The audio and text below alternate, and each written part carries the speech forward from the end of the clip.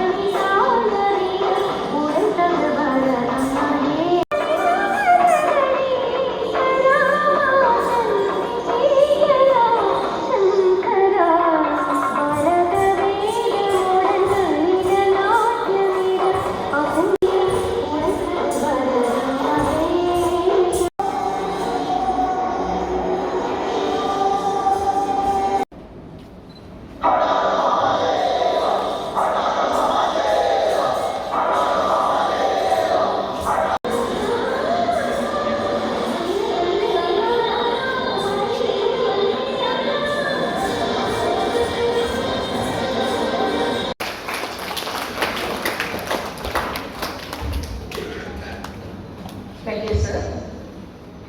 Now, we are delighted to welcome Ms. Louise Marcus, publisher. Someone came knocking at my wee small door. Someone came knocking and sir. I listened, I opened, I looked to left and right, but not. There was a stirring in the still dark night. Only the thought. So I knocked, came knocking at all. Rashtravan Abhishek from Devna Shankari Station AMTM School.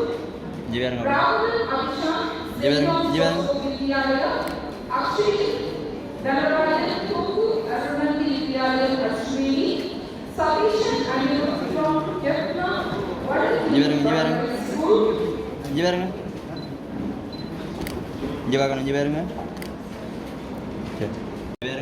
Salishwar Anugrasha from Valmai Mahali Mahavidyalaya. Dashidaran Arjun from Jalna South Kacheri and School. Adishana Vidyalaya. Balakrishnan Babishan.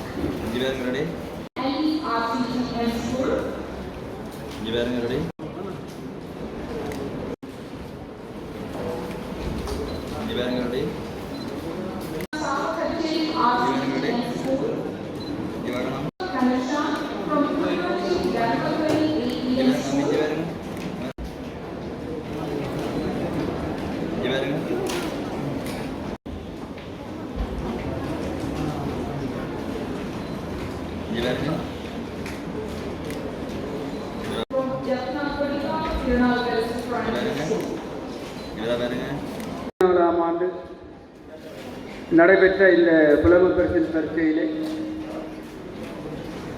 சித்தி பெற்ற, அதாவது வெட்டுப்புள்ளிக்கு மேல் பெற்ற இந்த மாணவர்களை பாராட்டுகின்ற இந்த விழாவிலே உண்மையிலே உங்கள் எல்லோருக்கும் தெரியும், இந்த மாணவர்கள் 2020ஆம் ஆண்டு தரம் ஒன்றிலே அனுமதிக்கும் போது பாடசாலைகள் யாவும் இந்த கோவிட் நிலைமையின் காரணமாக 3ஆம் மாதம் 12ஆம் தேதி மூடப்பட்டது. கிட்டத்தட்ட ஒரு மாதம்தான் இந்த மாணவ செல்வங்கள் தரம் ஒன்றிலே இருந்திருப்பார்கள். கிட்டத்தட்ட 3ஆம் ஆண்டு வரைக்கும் இந்த பிள்ளைகள் இந்த ஆரம்ப கல்வியை முறையாக பயிலாமல் தமக்கு கிடைக்கின்ற வாய்ப்புகளை பயன்படுத்தி கற்று இந்த 2024 பரீட்சை வெகு சிரமத்திற்கு மத்தியிலே இந்த பிள்ளைகள் தோற்றியிருந்தார்கள். உங்கள் எல்லோருக்கும் தெரியும். இதனை வைத்து இந்த நமது நிரல் கல்வி அமைச்சானது ஒரு ஆய்வினை நடத்தியிருந்தது.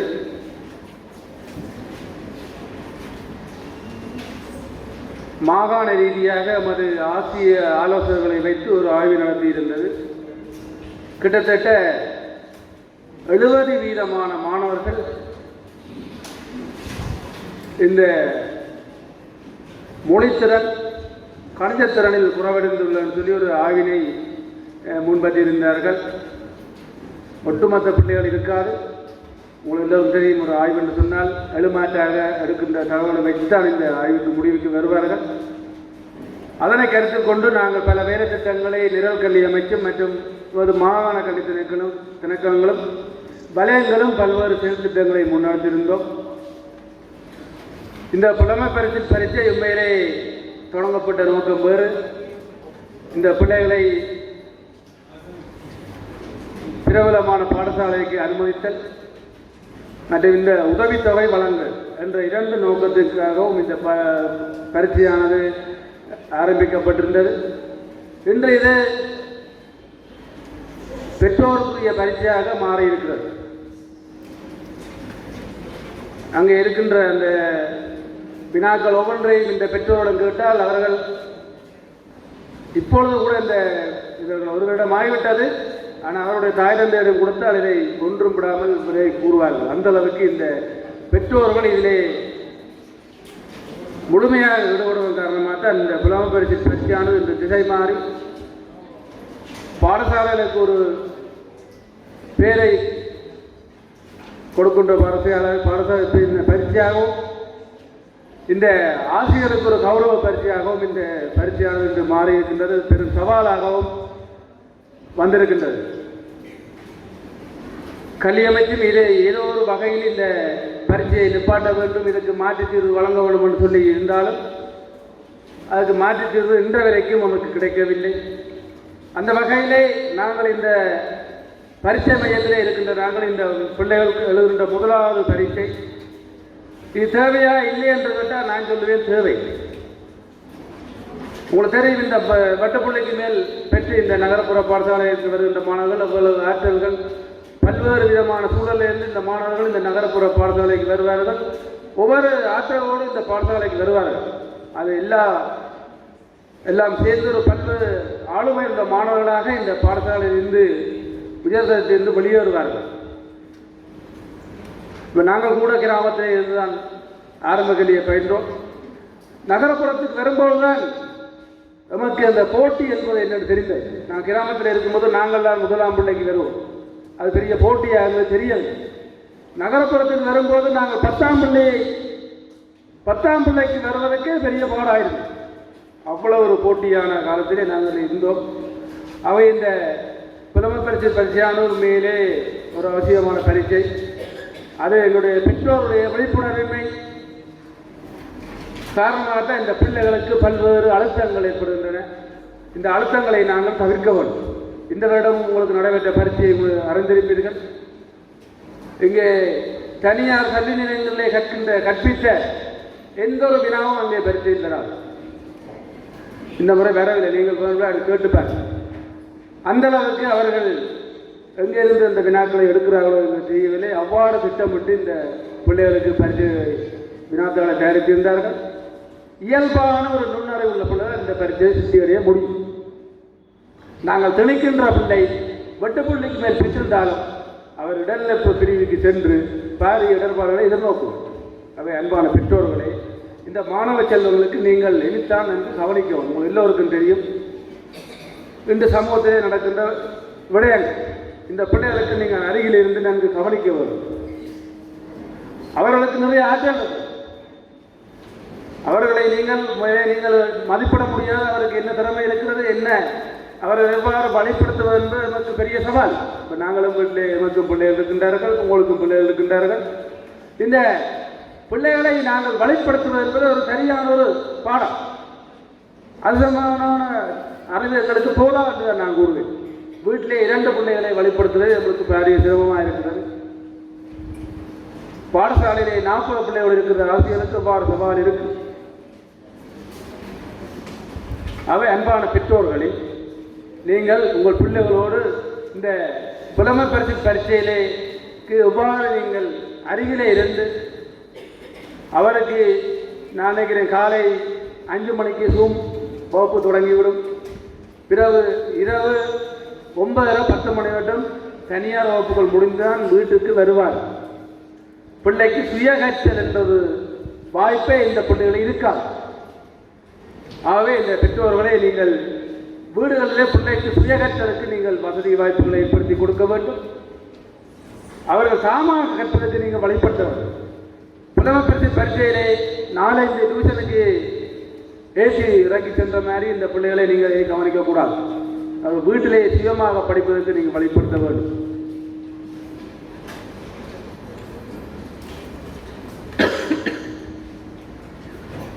அடுத்து இந்த மாணவர்களுக்கு கற்பித்த ஆசிரியர் தனியே நாங்கள் இந்த தரம் என்று கற்பித்த ஆசிரியர்களை விடுத்து இவர்களுக்கு முன்பள்ளியில் இருந்து கற்பித்த ஆசிரியரை நாங்கள் பாராட்ட வேண்டும். நிச்சயமாக ஏனென்றால் அங்கேதான் எழுத்தை அறிமுகம் செய்கின்றார்கள். அவர்கள் சரியாக எழுத்தை அறிமுகம் செய்யாவிட்டால் இந்த பிள்ளைகளை நாங்கள் தரம் அஞ்சலை வழிபடுத்த முடியாது. அவை தரம் 1 இருந்து கற்பித்த ஆசிரியரை நாங்கள் நிச்சயம் பாராட்ட வேண்டும். அவை இதற்கு கற்பித்த இந்த ஆசிரிய பெருந்தைகளுக்கு நாங்கள் இந்த இடத்திலே வாழ்த்துக்களை தெரிவிக்க வேண்டும். அடுத்து இந்த பாடசாலை அதிபர், உங்களுக்கு தெரியும் இன்றைக்கு பாடசாலை அதிபருடைய பணி என்பது பெரும் சவாலாக மாறிடும். பாடசாலை கல்வியை பார்க்கிறதா, பாடசாலை இருக்கின்ற பிரச்சனையை பார்ப்பதான்னு சொல்லி பல்வேறு சவால்களுக்கு மத்தியிலே இந்த பாடசாலை இந்த ஆசிரியர் நடத்தி கொண்டுள்ள அந்த வகையிலே இந்த பாடசாலை இந்த பிள்ளைகளை இந்த சித்தியடைக்கு வழிகாட்டிய ஆசிரியருக்கு உதவி புரிந்த இந்த அதிபர் பிறந்தவர்களை நாங்கள் இந்த இடத்திலே பாராட்டியிருக்க வேண்டும். அடுத்து இந்த வர்த்தக வங்கி உங்கள் எல்லோருக்கும் தெரியும். நாங்கள் அரச வங்கியிலே போய் ஒரு கடன் போடுவது என்றால் எவ்வளவு சிரமம், எத்தனை நாள் அலைய வருது. ஆனால் ஓரிரு நாட்களே நாங்களுடைய சேவையை நிறைவு செய்ய முடியும். இந்த அறநலு நானும் எனது பிள்ளைக்கு இந்த சேமிப்பு திட்டத்தை நான் நினைக்கிறேன். அந்த 5 ஆண்டு திட்டம், அந்த சேமிப்பு திட்டம் எனக்கு 18 வயதுக்கு பிறகு அந்த சேமிப்பை நாங்கள் விட்ரோ பண்ண முடியும். அந்த அளவுக்கு இந்த பிள்ளைகளுக்கு நல்ல சேவைகளை வழங்குகின்ற இந்த வர்த்தக வங்கியை நாங்கள் இந்த இடத்திலே பாராட்ட வேண்டும். அவருடைய ஆக்சஸ் நாங்கள் எப்போ சென்றாலும் விரைவாக அந்த சேவையை பெறக்கூடிய வங்கி இந்த வர்த்தக வங்கி. அந்த வகையிலே இந்த பிள்ளைகளுக்கு இந்த வெட்டுப்புள்ளிக்கு மேல் பெற்ற இந்த பிள்ளைகளுக்கு இந்த ஊக்குவிப்பு வழங்குகின்ற அவர்களையும் இந்த இடத்திலே நாங்கள் பாராட்ட வேண்டும் என்று கூறி ஒரு சிறிய ஒரு கதையை கூறி என்னுடைய உரையை நிறைவு செய்யலாம் என்று நினைக்கின்றேன். அமெரிக்காவிலே ஒரு பறவை இனம் ஒன்று அழிவடைந்து செல்கின்றது. அப்பொழுது அந்த நாட்டு அரசாங்கம் விஞ்ஞானிகள் எல்லாம் சேர்ந்து இந்த பறவை இனத்தை நாங்கள் காப்பாற்ற வேண்டும், இதுக்கு என்னென்ன வழிகள் எல்லாம் செய்யலாம் என்று சொல்லி ஆராய்ந்திருந்தார்கள். அதற்கு அவர்கள் கூறியிருந்தார்கள், அந்த பறவைக்கு என்னென்ன தேவையோ, என்னென்ன உணவு தேவையோ, எப்படியெல்லாம் வளர்க்க வரும் என்று நாங்கள் இந்த பிராய்லர் கோழியை வளர்ப்பது மாதிரி அவருக்கு வேண்டிய உணவுகள் ஒரு பணியிலே என்ன சீத உஷ்ணத்தோடு வளர்கின்றதோ அதே மாதிரி நாங்கள் கூட்டத்திலே இந்த வசதியை ஏற்படுத்தி கொடுத்து பறவையை பள்ளிக்கு பெருகி 1000 2000 என்ன வளர்த்து வந்துட்டார், வளர்க்கப்பட்டது. சரி, ஓகே, பறவை பள்ளிக்கு பெருகிவிட்டு நாங்கள் இதை சுதந்திரமாக பறக்க விடலாம்னு சொல்லி அரசாங்கம் முடிவெடுத்து அந்த பறவைகள் எல்லாத்தையும் பறக்க விட்டுந்தார்கள். அப்பொழுது அந்த பறவை இனம் ஓரிரு நாட்களிலே பறக்க முடியாமல் வீதிகளில் உள்ள மின்கம்பங்களிலே மரங்களிலே மோதி விழுந்து இறந்தது. ஓடுகின்ற வாகனங்களோடு முட்டுப்பட்டு ஏராளமான பறவைகள் விழுந்து இறந்தது. அங்கே உணவு வேறு தெரியாமல் ஏராளமான பறவைகள் இறந்தது.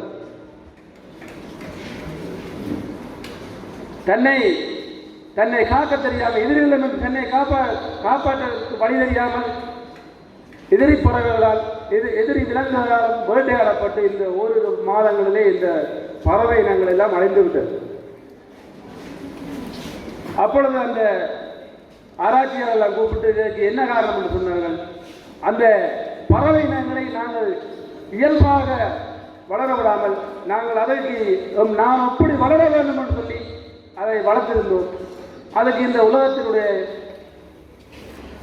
சூழலுக்கு ஏற்ற தன்னை மாற்ற முடியாமல் அது இறந்து விட்டது. அது மட்டும் நாங்கள் இந்த பிள்ளைகளை இன்று வளர்க்கிறோம். பெற்றோர், அன்பான பெற்றோர்களை நாங்கள் செல்லம் கொடுக்குறோம். பிள்ளைக்கு என்ன தேவையோ பிள்ளை கேட்க முன்னமே நாங்கள் வாங்கி கொடுக்குறோம். அதை நாங்கள் தவறு. உங்களுக்கு தெரியும், இன்றைக்கு ஸ்மார்ட் போன், அவர்கள் ஸ்மார்ட் போன்களெல்லாம் அதிகமாக திறமை 4 5 சூப் மூலம்தான் நிறைய வகுப்புகளிலே இருந்திருப்பார்கள். அவை இந்த ஸ்மார்ட் போனிலிருந்து நாங்கள் இவர்களை விலக்கி வைக்க வேண்டும். அந்த பறவை இனத்தை போல் இந்த பிள்ளைகளுக்கு நீங்கள் செல்லத்தை கொடுத்து அவர்கள் என்ன கேட்கிறார்களோ அதை எல்லாத்தையும் நீங்கள் வாங்கி கொடுக்கிறதா இருந்தால் அவர்களுக்கு நடக்கிற நிகழ்வு தான் இந்த பிள்ளைகளுக்கு நடக்கும்.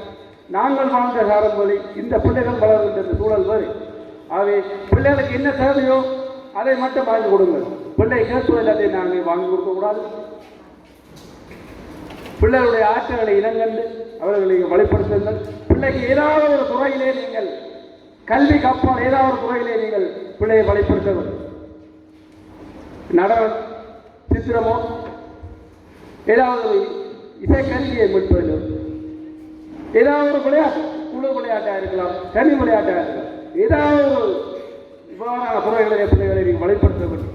இன்று நாங்கள் இந்த மேடையிலே நாங்கள் பேசுவதற்கு எங்கள் பாடசாலை கல்வி காலங்களிலே நமக்கு வழங்கப்பட்ட இந்த வழிகாட்டல் கற்ற பாடமெல்லாம் மறந்துவிட்டது. பாடசாலை மைதானத்திலே நாங்கள் விளையாடிய காலம் தான் இன்று நமக்கு நினைவிருக்கிறது. அந்த அந்த பாடசாலை கல்வியிலே பெற்ற அந்த அனுபவங்களை நாங்கள் இந்த மேடையில் இவ்வாறு பேசுகின்றோம். உண்மையிலே இதில் இருப்பவர்கள் நான் நினைக்கிறேன் புலம பரிசை சித்தி அடைந்தவர்கள் பெரியது, நானும் சித்தி அடைந்தேன். இருந்த நாங்கள் அந்த இடைநிலை பிரிவிலே நமக்கு படிக்க வேண்டும் அந்த ஆற்றல் அந்த உட்பகம் தான் அந்த மாதிரி இங்கு கொண்டு வந்து இருக்கிறது. ஆனால் அன்பான மாணவ செல்வங்களே, இது ஒரு தடைதாண்டல். நீங்கள் இனிவரும் காலங்களிலே நீங்கள் மிகவும் கவனமாக படிக்க வேண்டும்.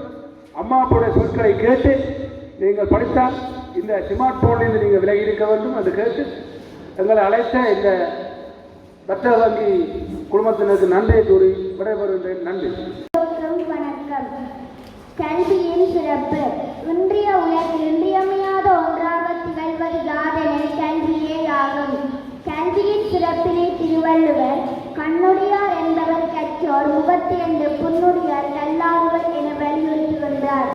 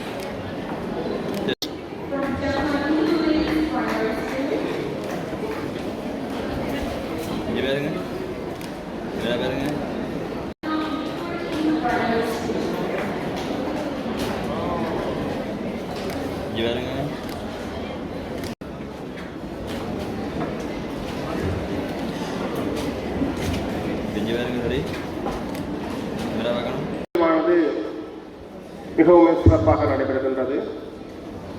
புலம்பெயர்ந்து சித்தியடைந்த மாணவர்களுக்கு அவர்களுக்கு சிறிய ஊக்குவிப்பை ஏற்படுத்தி சேமிப்பு பழக்கத்தை ஏற்படுத்தும் முகமாக இந்த வர்த்தக வங்கியினாலே இது ஏற்படுத்தப்படுகின்றது. இந்த சேமிப்பு பழக்கம் சிறு வயதிலே வெற்றி பெற்று நீங்கள் பொருளாதார ரீதியிலே நீங்கள் வெற்றி பெற வேண்டும் என்ற நோக்கத்துக்காக செய்யப்படுகின்ற ஒரு கைங்கரியம். இத்திட்டத்திலே எனக்கு இருக்கின்ற அனுபவத்தை சொல்கின்றேன். நானும் 2 பிள்ளைகள் எனக்கு இருக்கிறார்கள். சிறு வயதிலே இருந்து இந்த வங்கிகள் சேமிப்பு பழக்கத்தை கொடுப்பதற்காக சிறிய தொகையை வைத்து எங்களையும் ஒரு சிறிய தொகையை கொடுத்து சொல்வார்கள். நானும் எனது வைஃபும் சேர்ந்து மாதத்திலே ஒரு குறைந்தது ஒரு 1000 போட்டு வைப்போம். தற்போது அந்த காசு எனது மகன் 12ஆம் ஆண்டு, மகள் 9ஆம் ஆண்டு. தற்போது மகன் கோயில் பயிற்சி எடுத்திருக்கின்றார். அவர் அந்த துடுப்பாட்ட உறுப்பினராக இருக்கிற துடுப்பாட்டத்திலே யாழ் மாவட்ட அணியில் இருக்கின்றார். அவர்களுக்கான துடுப்பாட்ட அந்த உபகரணங்கள் வாங்கியது அந்த சேமித்த பணத்தை வைத்துக் கொண்டுதான். அது மிகக்கூடிய பணம் 2,50,000 தேவை. எங்களுக்கு அந்த சேமித்த காசு எங்களுக்கு அந்த பயன்படுத்தும் போது எங்களுக்கு ஒரு சந்தோஷமாக இருந்தது. எங்களுக்கு மேலதிக செலவு ஏற்படவில்லை. அவ்வாறே நான் நினைக்கின்றேன் அந்த நோக்கமாக கொண்டு இந்த திட்டம் இங்கே காணப்படுகின்றது. இது பற்றி சித்தியடைந்த மாணவர்கள் இனிமையாக அவர்கள் கூடிய மாணவர்களை எதிர்பார்த்திருப்பார்கள். நான் நினைக்கிறேன் பெற்றோர்கள் அதிபர்கள் ஆசிரியர் அக்கறை கொள்ள வேண்டும், இத்திட்டத்திலே இணைய வேண்டும். இது உங்களுக்கு ஒரு சிறிய தொகை, சிறிய நிகழ்வாக இருந்தாலும் காலப்போக்கில் இவர்கள் ஏதும் கற்கும் போது இது பெரிய தொகையாக மாறும். உங்களுக்கு இப்போ தெரிகின்றது ஒவ்வொரு கல்விக்கான செலவு வெவ்வேறு விதமாக செல்கின்றது. அந்த சாதாரணமாக ஒரு 30 வருடத்துக்கு முன்னம் கல்வி கற்றது போல அந்த செலவுகளை இப்பொழுது செய்ய முடியாது. இப்போ வித்தியாசமானது. இன்னொரு அனுபவம் இருக்கின்றது. என்னோட பேசிய ஒரு நண்பர், அவரது மகன் 2A எடுத்தார். இந்த யாழ் மாவட்டத்திலே 39ஆம் ரேங்க் மெடிசின். ஆனால் அவர் சென்றார் எனக்கு வெளிநாட்டு கல்வி வேணும். தகப்பன் தாயெல்லாம் தங்களது பணத்தை வீட்டை அடை வைத்து 57 லட்சம் கட்டி வெளிநாடு எடுத்துள்ளார்கள் போன மாதம். அவ்வாறு இந்த ரெண்ட் மாறுகின்றது. பிள்ளைகளுடைய மனநிலை சந்தர்ப்பங்கள்லாம் மாறுகின்றத போது எங்களுக்கு பொருளாதாரம் நிலைச்சிருக்க வேண்டும். பிள்ளைகளுடைய கல்விக்கு முக்கியத்துவம் கொடுக்க வேண்டிய தேவை ஏற்படுகின்றது. அந்த வகையிலே இந்த சேமிப்பை ஏற்படுத்தும் முகமாக இந்த செய்யப்படுகின்ற நிகழ்வானது தொடர்ந்து மேற்கொள்ளப்பட வேண்டும். வெற்றி பெற்ற மாணவர்கள் வாழ்க்கையிலும் வெற்றி பெற வேண்டும். அந்த வகையிலே இந்நிகழ்வை ஒழுங்கமைத்து அந்த நினைக்கின்ற இந்த பாடசாலை அதிபருக்கு நாங்கள் நன்றி சொல்ல வேண்டும். இந்த இடத்திலே இந்த நிகழ்வுக்கான அனுமதி வழங்கி இந்த கைங்கரியத்தை ஏற்படுத்துவதற்காகவும் தொடர்ந்து இந்த வெற்றி பெற்ற மாணவர்கள மாகாண பணிப்பாளர்கள் அதிகம் குறிப்பிட்டிருந்தால் அந்த விடயத்தை செல்லவில்லை. விவாத பரீட்சைகள் இங்கே பாஸ் பண்ணியிருந்தது உங்களை எதிர்காலத்தில் சொன்னதாக தச்சிருந்தார்கள். எனவே அதை போட்டு காட்டாமல் இந்த விடயம் சம்பந்தமாகவே நான் கூறி விடைபெறுகின்றேன். இச்சந்தர்ப்பத்தை ஏற்படுத்திய எங்களுடைய மாகாண கல்வி திணைக்களத்தினுடைய ஆரம்ப கல்வி பிரிவுக்கு பொறுப்பான பிரதி கல்விப்படைப்பாளர் ரவிசர் அவர்களுக்கும், நம்முடைய நிகழ்விலே கலந்து சிறப்பித்துக் கொண்டிருக்கின்ற வர்த்தக வங்கியினுடைய எங்களுடைய மாகாண கல்வி திணைக்களத்தினுடைய ஆரம்ப கல்வி பிரிவுக்கு பொறுப்பான பிரதி கல்விப்படைப்பாளர் ரவிசர் அவர்களுக்கும், நம்முடைய நிகழ்விலே கலந்து சிறப்பித்துக் கொண்டிருக்கின்ற வர்த்தக வங்கியினுடைய கலை முகாமையாளர்கள், உத்தியோக 3 விதமான மாணவர்கள் இருக்கிறார்கள், பெற்றோர்கள் இருக்கிறார்கள், அதே போல எங்களுடைய வர்த்தக வங்கியினுடைய உத்தியோகத்தர்கள் இருக்கிறார்கள். ஒவ்வொருவருக்கும் ஒவ்வொரு செய்தியை சொல்ல வேண்டிய கடமை எனக்கு இருக்கிறது. முதலிலே இந்த வர்த்தக வங்கியுடைய செயற்பாட்டை நாங்கள் பார்க்கின்ற போது கல்வி என்பது ஒரு கூட்டு பொறுப்பு. தனி மாகாண கல்வி திணைக்களமோ அல்லது தனி ஆசிரியரோ அல்லது தனி அதிபரோ அல்லது தனியாக பெற்றோரோ நின்று ஒரு பிள்ளையை ஒரு வளமான பிள்ளையாக மாற்றிவிட முடியாது. ஒரு சமூகத்தினுடைய கூட்டு பொறுப்பு. சமூகத்தின் ஒவ்வொரு செயற்பாடுகளிலும் தான் குழந்தை கற்றுக்கொள்கிறார். பாடசாலையில் இருக்கிறான், வீட்டில் இருக்கிறான், அதே போல் சமூகத்தில் வாழ்கிறான். ஆகவே ஒரு எதிர்கால சமூகத்தை ஒரு கல்வியறிவு மிக்க சமூகமாக மாற்றியமைக்க வேண்டுமாக இருந்தால் இந்த சமூகத்தில் இருக்கின்ற எல்லோருக்கும் அந்த கூட்டு பொறுப்பு இருக்கின்றது. அந்த கூட்டு பொறுப்பின் ஒரு அங்கத்தினை இந்த வர்த்தக வங்கி உணர்ந்து இந்த பிள்ளைகளுடைய கல்வி செயற்பாடுகளுக்கு பல்வேறு பங்களிப்புகளை ஆற்றி வருகின்றமையிட்டு அவர்களுக்கு நாங்கள் எங்களுடைய மாகாண கல்வி திணைக்களத்தின் சார்பிலும் ஒரு கல்வியாளர் என்ற வகையிலும் உங்களுக்கு எங்களுடைய நன்றிகளை தெரிவித்துக் கொள்கின்றோம். அதே போல இவ்வாறு பல என உண்மையில் தெரியும் இலங்கையினுடைய பட்ஜெட், அதாவது பாதத்திலே கல்வி அபிவிருத்திக்கு ஒதுக்கப்படுகின்ற தொகை உண்மையிலே கல்வி அபிவிருத்திக்கு போதுமானது அல்ல. எனவேதான் இவ்வாறான பெரிய நிறுவனங்கள் தங்களுடைய பங்களிப்பின் வெற்றியை, தங்களுடைய லாபத்தின் ஒரு பகுதியை அல்ல தங்களுடைய உழைப்பின் ஒரு பகுதியினை எங்களுடைய கல்விக்காக மூலதனமாக விடுகின்ற போது நாடு இன்னும் மேல்நோக்கி வளர்ச்சியை செல்லக்கூடியதாக இருக்கும். அந்த வகையில் உங்களுடைய தொடர் ஒத்துழைப்புகளை எங்களுடைய கல்விக்காக எதிர்பார்க்கின்றோம். இதே போல மற்ற பரீட்சைகள் மட்டுமல்லாது ஆகிய பயிற்சி மற்ற துறைகளுக்கும் பௌதிக வளங்களின் அபிவிருத்திக்கு கூட பல்வேறு உதவிகளை செய்து கொண்டிருக்கிறார்கள். அவர்களையும் நாங்கள் வாழ்த்திக்கொண்டு அடுத்து நாங்கள் இந்த புலமைப்படுத்தல் பரீட்சைக்கு வந்தால் இன்றைக்கு ஒரு பெரிய வெற்றியின் பின் ஒரு சாதனையாளர்களாக இன்றைக்கு இந்த வர்த்தக வங்கி உங்களை கௌரவித்திருக்கிறோம். மாணவ செல்வங்களே, உங்களுக்கான செய்திதான். இலங்கையின் முதலாவது தேசிய பரீட்சையை வெற்றிகரமாக முன்னெடுத்து வெற்றியாளராக மாறிவிட்டீர்கள். அந்த வகையிலே உங்களுக்கு என்னுடைய வாழ்த்துக்களை தெரிவித்துக் கொள்வதில் மகிழ்ச்சி அடைகிறேன். ஆனால் ஒரு பரீட்சையின் வெற்றி மற்றும் வாழ்க்கையின் வெற்றி அல்ல. இதை மிக தெளிவாக உணர்ந்து கொள்ளுங்கள். ஒரு பரீட்சையின் வெற்றி மட்டும் வாழ்க்கையின் வெற்றி அல்ல. இப்பொழுது உங்களுக்கு சாப்பாடு தர அம்மா இருந்தால், அப்பா இருந்தால், டியூஷனுக்கு போகணுண்டா சீட்டி விடுறதுக்கு சித்தி இருந்தால், எல்லோரும் இருந்தார்கள். நீங்கள் கல்வி கற்று பரீட்சையில் சித்தி அடைந்து அடுத்த காலங்களில் உங்களுடைய வாழ்க்கையின் அடுத்த கட்டங்கள். ஆகவே ஒரு விடயத்தை ஞாபகம் வைத்துக் கொள்ளுங்கள். இப்பொழுது இருக்கின்ற ஆய்வுகளின்படி புலமை பரீட்சை சித்தி அடைந்த மாணவர்கள் எல்லாரும் ஓலவெளியிலும் ஏலவெளியிலும் வெற்றி கண்டவர்கள் அல்ல. கடந்த வருடம் காப்போத உயர்தர பரீட்சையில் இலங்கையில் இரண்டாவதாக கண்டத்துறையில் வந்த மாணவன் புலமை பரிசு பெற்ற புள்ளிகள் உங்களுக்கு தெரியும். ஆகவே புலமை பரிசு பரீட்சை என்பது உங்களுக்கு ஒரு கட்டத்தில் கிடைத்த வெற்றி மட்டும்தான். இந்த வெற்றியால் நீங்கள் தொடர் வெற்றி அடைவீர்கள் என்ற எண்ணி உங்களுடைய முயற்சியை கைவிட்டு விடக்கூடாது. அழகான தமிழில் சொன்னால், ஒரு வெற்றியின் பின் வருகின்ற மமதை ஆபத்தானது. நான் வெற்றி அடைந்து விட்டேன், நான் கட்டிக்காரன், நான் எல்லாவற்றையும் எனக்கு சரியாக நடக்கும் என்று நீங்கள் தூங்கிவிடக்கூடாது. ஒரு வெற்றி அடைந்தவன் தூங்கினால் ஆபத்து. உங்களுக்கு முயலமாமை இந்த கதை தெரியும். முயல் ஓடிக்கொண்டு போனது என்ன, முன்னுக்கு போனது. நான் நல்லா முன்னுக்குத்தானே போறேன் என்று போட்டு முயல் என்ன செய்தது சொல்லுங்க. முயல் இடையில நித்திர கொண்டது. ஸோ உங்களுக்கு தான் அந்த கதை. நீங்கள் இப்பொழுது முயல்கள் ஓடிவிட்டீர்கள், முன்னுக்கு வந்து விட்டீர்கள். ஆனால் நீங்கள் தூங்கிவிட்டால் உங்களுக்கு பின்னால் இருப்பவர்கள் வேகமாக உங்களை கடந்து சென்றார்கள். ஆதலால் உங்களுடைய இலக்கு காப்போத உயர்தர பரீட்சை இப்போதை பரீட்சை முறைமை இன்னும் மாறவில்லை. மாறினால் பரவாயில்லை. மாறும் வரைக்கும் நீங்கள் உங்களுடைய முயற்சி காப்போதா உயர்தரமாக இருக்க வேண்டும். மற்றவர்களை வரைக்கும் நான் பார்த்தேன். எங்களோட பிள்ளைகளை கவலையாக இலங்கையின் பல மாவட்டங்களில் வேலை செய்தவன் நான். அந்த அனுபவம் இருக்கிறது. தனியே கல்வி அறிவு மட்டும் ஒரு குழந்தையின் ஆளுமை வளர்ச்சி அல்ல. அன்பான பெற்றோர்களே, உங்களுக்கான செய்தி. தனியே கல்வி அறிவு மட்டும், புத்தக பரீட்சை மட்டும் ஒரு பிள்ளையின் ஆளுமை வளர்ச்சி அல்ல. ஒரு விடயத்தை ஞாபகம் வைத்துக் கொள்ளுங்கள். இன்றைக்கு மன்னார் மாவட்டத்தின் தற்கொலைக்கான எத்தனைப்பு வீதம் 8%. சராசரியாக சொல்லப்போனால் 10 பிள்ளைக்கு ஒரு பிள்ளை தற்கொலை செய்வதற்கான மனநிலையில் இருக்கிறார், ஆய்வுகள் சொல்கின்றன. ஆகவே பிள்ளையை ஒரு மல்டி டைமென்ஷன் பல்துறை சார் விற்பனராக வளர்க்க வேண்டிய கடமை உங்களுக்கு இருக்கிறது. நான் ஒரு பிரபலியமான பாடசாலையின் அதிபராக இருந்தவன். அம்மா குடியந்து விடுவா, பேக்கை தான் தூக்கிடுவா, பக்கத்தில் கொடுப்பா. ஆடுக்கு ஸ்கூலுக்கு பிள்ளைக்கு இல்லை, ஓலைவர் பிள்ளை சாப்பிட்டு ஸ்கூல் முடிய மயில பேக்கெட்டோட நிற்பா, பக்கத்தில் வந்து பேக்கை வாங்குவா, நான் மோட்டர் சைக்கிள் ஏற்றுவா, இல்லை காரில் ஏற்றுவா, கூட்டி கொண்டு போவான் அப்பா. இவ்வாறு பிள்ளைகளை வளர்க்க வேண்டும். அந்த பிள்ளைகள் ஓடி ஆடி விளையாடி தங்களுடைய திறமைகளை வெளிப்படுத்தி சவால்களை, அவமானங்களை, வெற்றிகளை, தோல்விகளை ஏற்றுக்கொள்ள பிள்ளைகளாக வளர்கின்ற போதுதான் அந்த பிள்ளை நாளைய சமுதாயத்தில் தலை நிமிர்ந்து நிற்கும். பிறப்பவர்கள் எல்லோரும் டாக்டர் இன்ஜினியர்ஸாக மாறிவிட முடியாது. அதுவும் இனிவரும் காலத்தில் அந்த டாக்டருக்கும் இன்ஜினியருக்கும் வேலை இருக்க போவதில்லை. உங்களுக்கு தெரியும், இந்த குழந்தைகள் பீட்டா ஜெனரேஷனுக்குரிய குழந்தைகள். நாங்கள் சொல்லுவோம் அல்பா ஜெனரேஷன், பீட்டா ஜெனரேஷன். அந்த பீட்டா ஜெனரேஷனுக்குரிய குழந்தைகள் ஆர்டிஃபிஷியல் இன்டெலிஜென்ஸுக்குரிய எதிர்காலம்.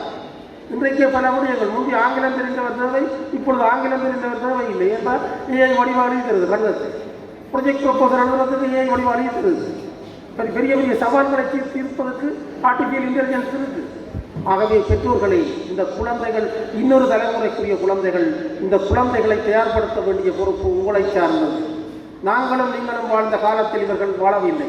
இவர்கள் அடுத்த தலைமுறை, அதாவது ஆர்டிஃபிஷியல் இன்டெலிஜென்ஸ் உலகிற்கு ஏற்ற வகையில் 20th century ஸ்கில்ஸ் சொல்லுவோம். 21ஆம் நூற்றாண்டின் மென்திறன்கள் தான் இவர்களுக்கு மிக முக்கியமானது. அதாவது உறவாடுகின்றது, தன்னுடைய கருத்தை துணிந்து சொல்வது, குழுவாக வேலை செய்வது, அது பல விடயங்கள் இருக்கின்றன. நேரம் காணாது எனக்கு, ஆனால் இருந்தாலும் நான் சில விடயங்களை தொட்டு செல்ல வேண்டியவனாக இருக்கிறேன். ஆகவே அன்பான பெற்றோர்களை ஒரு விடயத்தை கவனித்துக் கொள்ளுங்கள். உங்களுடைய பிள்ளைகளை இந்த 21ஆம் நூற்றாண்டின் திறனுக்குரிய பீட்டா ஜெனரேஷனுக்குரிய பிள்ளைகளாக வளர்த்தெடுப்பதை கவனியுங்கள். தனியை புத்தக பூச்சிகளாக மட்டும் நின்று விடாது. இவர்களை பல்முறை ஆளுமை உள்ளவர்களாக தேடி அறிந்து கற்பதற்கு வாய்ப்பை ஏற்படுத்தி கொடுக்கிறது. கற்பதற்கான வாய்ப்பை ஏற்படுத்தி கொடுப்பவர்களாகத்தான் நீங்கள் இருக்க வேண்டும் ஒழிய நீங்கள் கற்றுக் கொடுப்பவராக மாறிவிடாது. ஓலைகள் மட்டுமா சரி வரும். இன்றைக்கு தெரியும் உங்களுக்கு, பல பிள்ளைகள் புலமைப்பரிசு பரீட்சையில் வெற்றி பெற்றவர்கள், ஓலெவலில் 89 எடுத்தவர்கள், ஏலெவலில் 2S 3S எடுத்து செகண்ட் சை தேர்ட் சையில் ஒரு மாதிரி ஏதோ ஒரு பட்டத்தை பெறுவதற்கு முயற்சித்த நாங்கள் வந்து இன்டர்வியூ போர்டில் இருந்திருக்கிறோம். அப்போ இன்டர்வியூ போர்டில் எங்களுக்கு தெரியும் ஸ்காலர்ஷிப் பாஸ், ஓலெவல் 89, ஆனால் ஏலெவலில் தேர்ட் சையில் ஏதோ ஒரு டிகிரிக்கு போய் சேர்ந்து ஒரு தொழிலை தேடிக்கொண்டிருக்கிறார். இதுதான் யதார்த்தம் தான். ஆகவே உங்களுடைய பிள்ளைகளை காப்பது உயர்தர பரீட்சைக்கு ஏற்ற வகையில் தேடி அறிந்து சுயமாக தானாக கற்று தானாக தனக்குரியதை தேடிக்கொள்ளக்கூடிய வகையில் ஆற்றல் மிக்க ஆளுமை மிக்க குழந்தைகளாக வளர்த்திருக்க வேண்டிய பொறுப்பு உங்களை சார்ந்ததாக இருக்கின்றது. ஆகவே அதற்காக செய்தியை உங்களுக்கு சொல்லிக்கொண்டு, குழந்தைகளை அழகுன்னு நினைக்கிறீங்க தம்பி, ஒரு ஆள் பாசன பிள்ளைகள் அழகுன்னு நினைக்கிறீங்க? ஷர்ட் அயன் பண்ணி போட்டு அல்லது இந்த சார் வந்திருக்கிற மாதிரி கோட்டை போட்டு ஜீன்ஸை போட்டு கையை கட்டி வராதான் நடங்க இல்லையே? அதில் முகத்துக்கு மேக்கப் பவுடர் போட்டு என்ன ஹேர் ஸ்டைல் செய்து வர்றது அழகு இல்லை. பின்ன ஒரு பாட்டு கேள்விப்பட்டிருக்கீங்க, குஞ்சி அழகும் கொடுந்தானை கோட்டழகும் மஞ்சள் அழகும் அழகன். குஞ்சி அழகு, கொடுந்தானை கோட்டழகு, அதாவது மடித்து கட்டுற ஆடையின் அழகு அல்லது பூசுகிற மஞ்சள் கிரீமின் அழகு ஒன்றும் அழகல்ல. சரியோ, இதெல்லாம் ஒளி பார்வைக்கு போலி அழகு. இதில் நம்புறாதீங்க. குஞ்சி அழகும் கொடுந்தானை கோட்டழகும் மஞ்சள் அழகும் அழகல்ல. நெஞ்சத்து நல்லம்ஜாம் நடுநம்யார் பெற்ற கல்வி அழகு அழகு. நீங்களா நான் அதை படிக்கணும், எனக்கு சமுதாயம் மதிப்பு தரும், அந்த எஜுகேஷன் தான் உங்களுக்குரிய ஸ்மார்ட்னஸ். இன்றைக்கு காலமே ஒரு நூற்றாண்டு விழாவுக்கு சொல்லுங்க ஒரு பாடசாலை. அந்த பாடசாலையை பெருமையாக ஒரு விடயத்தை சொன்னார்கள்.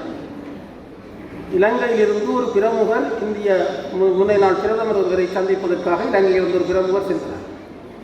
இந்த கதையை கேட்டுக்கொள்ளும்.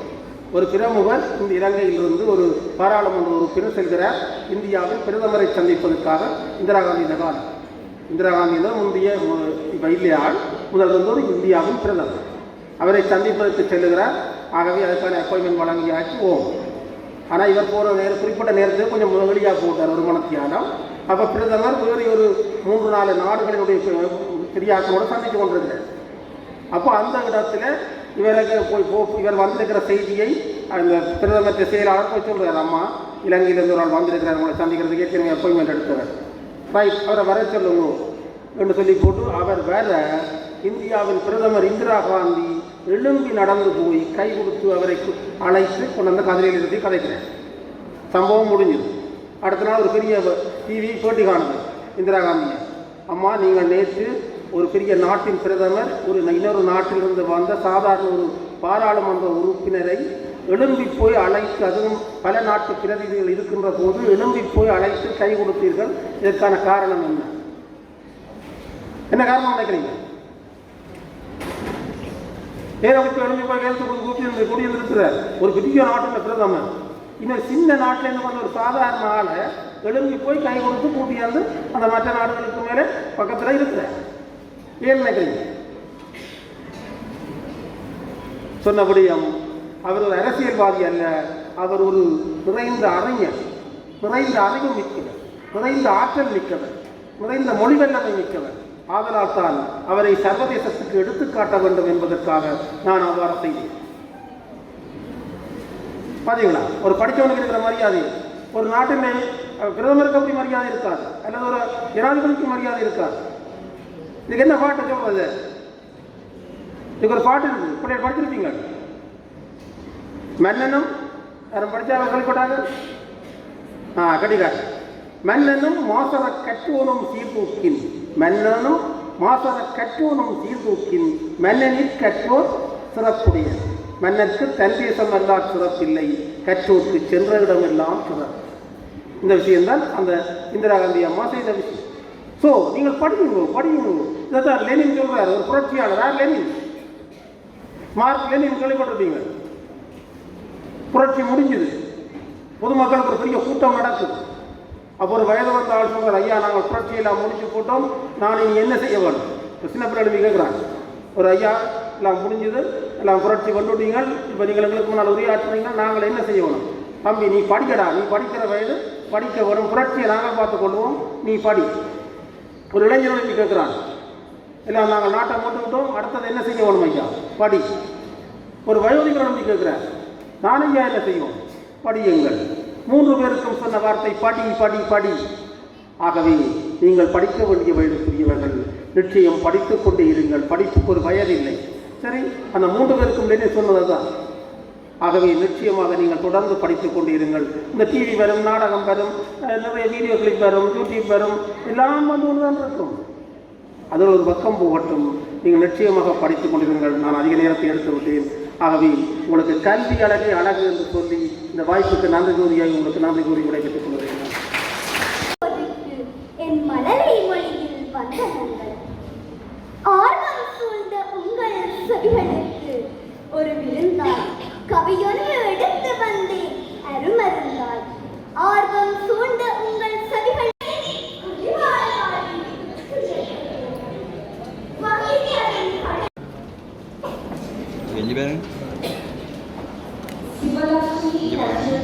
Kavishali Sandrakumar from Jaffna Sandrakumar Primary School. Vakishasha Sudarshan from Sivasundaraya Manivardana. Sudhita Sudhita from Jaffna Manga.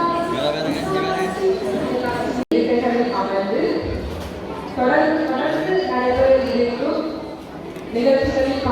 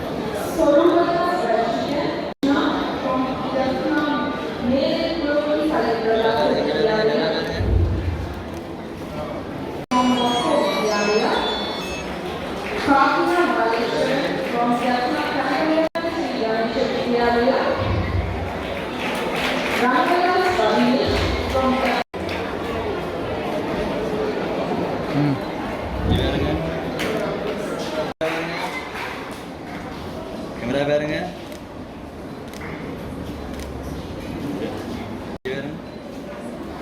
Camera பாருங்க. கேமரா பாருங்க. கேமரா பாருங்க. கேமரா பாருங்க. சரி, அக்கா கொஞ்சம் முன்னாடி இது பாருங்க. ரெடி?